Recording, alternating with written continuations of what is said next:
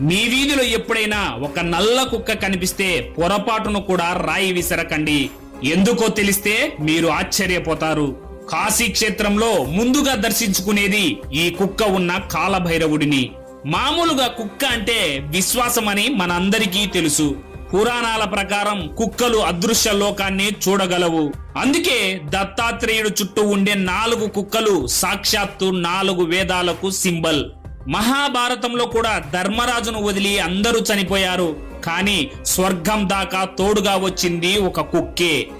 ఇంకో నిజం ఏంటంటే కుక్కను సంస్కృతంలో శ్వాస అంటారు. కుక్క మన శ్వాసకి ప్రతీక.